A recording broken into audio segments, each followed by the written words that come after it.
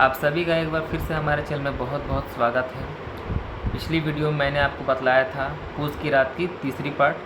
आज की इस वीडियो में मैं आपको पूस की अंतिम और चौथा भाग बतलाने वाला हूँ, जो कि कहानी का निष्कर्ष भी निकलने वाला है। तो वीडियो को ध्यानपूर्वक देखिए। पत्तियाँ जल चुकी थी, बगीचे में फिर अंधेरा छाया था। राख के नीचे कुछ कुछ आग बाकी थी, जो हवा का झोंका आ जाने पर ज़रा जाग उठती थी, पर एक क्षण में फिर आंखें बंद कर लेती थी। हल्कू ने फिर चादर ओढ़ ली और गर्म राख के पास बैठा हुआ एक गीत गुनगुनाने लगा। उसके बदन में गर्मी आ गई थी, पर ज्यों-ज्यों शीत बढ़ती आ जाती थी, उसे आलस से दबाए लेता था। जबरा जोर से भूखकर खेत की और भागा। हल्कू को ऐसा मालूम हुआ कि जानवरों का एक झुंड उसके खेत में आया है। शायद नीलगायों का झुंड था। उनके कूदने दौड़ने की आवाज़ें साफ कान में आ रही थी। फिर ऐसा मालूम हुआ कि वे खेत में चर रही थी। उनके चबाने की आवाज़ चर चर सुनाई देने लगी। उसने दिल में कहा, नहीं, जबरा के होते कोई जानवर खेत में नहीं आ सकता। नोच ही डालो, मुझे भ्रम हो रहा है। कहाँ, अब तो कुछ नहीं सुनाई देता। मुझे भी कैसा धोखा है।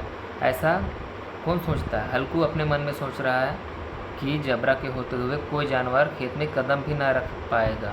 जबरा उसे नोच कर मार ही डालेंगे। उसने ज़ोर से आवाज़ लगाई, जबरा जबरा। जबरा भुगता रहा, उसके पास ना आया। फिर खेत के चरे जाने की आहट मिली। किसको आहट मिलती है? हल्कू को आहट मिलती है कि शायद खेत में नील गाय की ही झुंड घुसी है, जो उनके चरने और चबाने की आवाज़ साफ सुनाई दे रही थी। अब वह अपने को धोखा ना दे सका। उसे अपनी जगह से हिलना जहर लग रहा था। कैसा बंदाया हुआ है इस जाड़े पाले में खेत में जाना, जानवरों के पीछे दौड़ना। असूझ जान बैठा पड़ा। वह अपनी जगह से ना हिला। उसने ज़ोर से आवाज़ लगाई, हिलो हिलो हिलो। जबरा भूख उठा। जानवर खेत चर रहे थे। फसल तैयार है। कैसी अच्छी खेती थी, पर ये दुष्ट जानवर उसका सर्वनाश किए डालते हैं। हल्कू पक्का इरादा करके उठा और 2-3 कदम चला, पर एकाएक हवा का ऐसा ठंडा चुभने वाला बिच्छू के डंक का सा झोंका लगा कि वह फिर बुझते हुए अलाव के पास आ बैठा और राख को कुरेद कर अपनी ठंडी देह को गरमाने लगा। जबरा अपना गला फाड़े डालता था। नील गाय खेत का सफाया किए डालती थी और हल्कू गर्म राख के पास शांत बैठा हुआ था। अकर्मण्यता ने रस्सियों की भांति उसे चारों तरफ से जकड़ रखा था। उसी राख के पास गर्म ज़मीन पर वह चादर ओढ़कर सो गया। सवेरे जब उसकी नींद खुली, तब चारों तरफ धूप फैल गई थी और मुन्नी कह रही थी, क्या आज सोते ही रहोगे? तुम यहाँ आकर रम गए हो। उधर सारा खेत चौपट हो गया। हल्कू ने उठकर कहा, क्या तू खेत से होकर आ रही है? मुन्नी बोली, हाँ, सारे खेत का सत्यानाश हो गया। भला ऐसा भी कोई सोता है? तुम्हारे मड़ैया डालने से क्या हुआ? हल्कू ने बहाना किया, मैं मरते मरते बचा। तुझे अपने खेत की पड़ी है। पेट में ऐसा दर्द हुआ कि मैं ही जानता हूँ।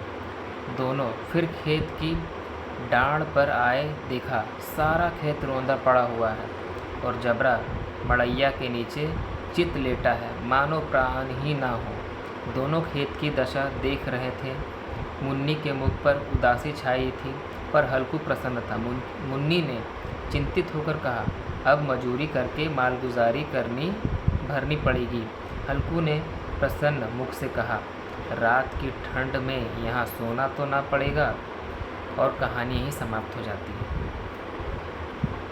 सोचिए दोस्तों कि एक किसानी परिवार में इतना दुखियारी, इतनी दीनता आ जाती है कि उसे ठंड से बचने के लिए साल भर की मेहनत की भी उन्हें परवाह नहीं रहती है। ये वीडियो आपको कैसी लगी प्लीज़ कमेंट बॉक्स में ज़रूर बताएं। तब तक के लिए धन्यवाद।